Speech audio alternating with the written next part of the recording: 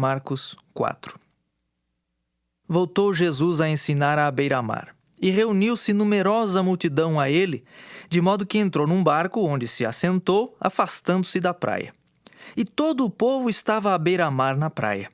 Assim lhes ensinava muitas coisas por parábolas no decorrer do seu doutrinamento. Ouvi.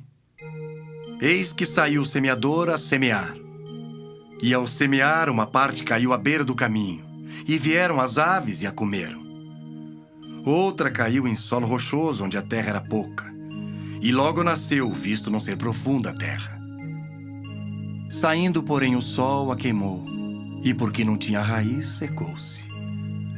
Outra parte caiu entre os espinhos, e os espinhos cresceram e a sufocaram, e não deu fruto. Outra, enfim, caiu em boa terra e deu fruto, que vingou e cresceu, produzindo a 30, a 60 e a 100 por um. E acrescentou: Quem tem ouvidos para ouvir, ouça. Quando Jesus ficou só, os que estavam junto dele com os 12 o interrogaram a respeito das parábolas.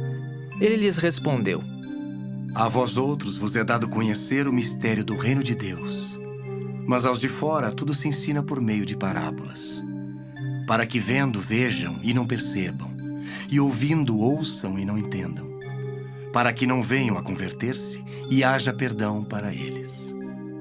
Então lhes perguntou: Não entendeis esta parábola, e como compreendereis todas as parábolas?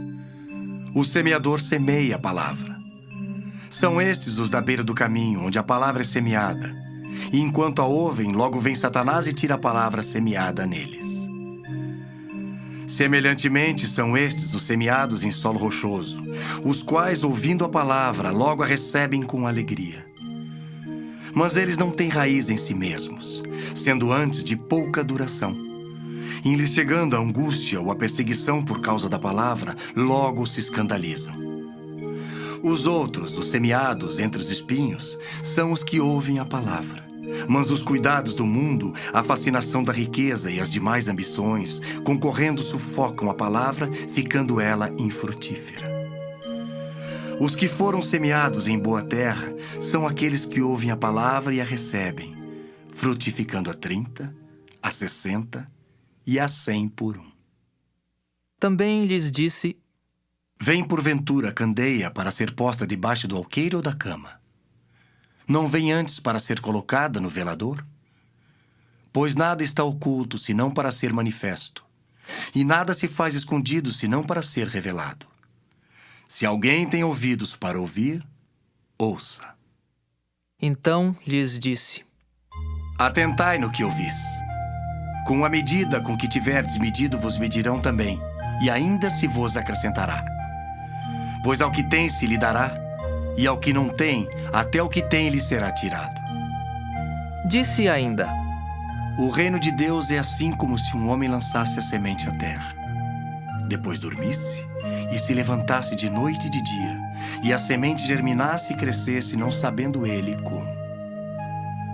A terra por si mesma frutifica. Primeiro a erva, depois a espiga, e por fim o grão cheio na espiga.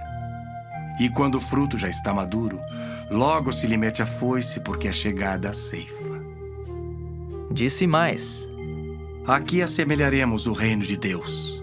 Ou com que parábola o apresentaremos?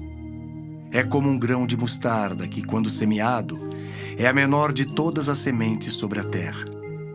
Mas uma vez semeada, cresce e se torna maior do que todas as hortaliças, e deita grandes ramos, a ponto de as aves do céu poderem aninhar-se à sua sombra. E com muitas parábolas semelhantes lhes expunha a palavra conforme o permitia a capacidade dos ouvintes. E sem parábolas não lhes falava. Tudo, porém, explicava em particular aos seus próprios discípulos. Naquele dia, sendo já tarde, disse-lhes Jesus: Passemos para outra margem. E eles, despedindo a multidão, o levaram assim como estava no barco. E outros barcos o seguiam. Ora, levantou-se grande temporal de vento, e as ondas se arremessavam contra o barco, de modo que o mesmo já estava a encher-se de água. E Jesus estava na popa, dormindo sobre o travesseiro. Eles o despertaram e lhe disseram: Mestre, não te importa que pereçamos? E ele, despertando, repreendeu o vento e disse ao mar: Acalma-te, emudece. O vento se aquietou e fez-se grande bonança. Então lhes disse: Por que sois assim tímidos? Como é que não tendes fé?